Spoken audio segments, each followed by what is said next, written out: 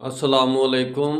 محمد رسول اللہ صلی اللہ علیہ وسلم کی نماز ہمارے تک امت تک ویسی کی ویسی نہیں پہنچی، ایک طریقے پر نہیں پہنچی، مختلف طریقوں پر پہنچی۔ تو باقی دین کے ارکان کا کیا حال ہوگا، یا باقی دین کے نظام کا یا دین کا کیا حال ہوگا جو ہمارے تک پہنچا ہوگا اور ہم نے اس کو اپنایا ہوگا۔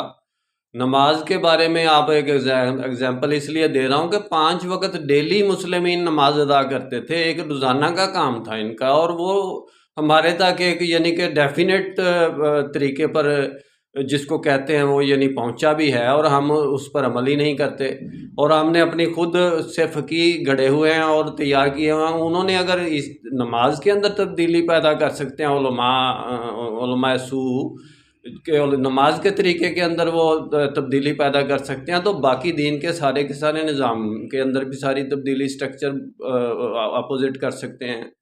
میرا کام اسلامک ورلڈ کی امن اور یونائٹی کا، اور ہو بھی یہی رہا ہے بھائی۔ میں ڈیٹیل میں نہیں جانا چاہتا اس وقت، انشاءاللہ ڈیٹیل میں بات پھر ہوگی۔ نسبت وحدت خدمت خیر کے ساتھ، اللہ حافظ۔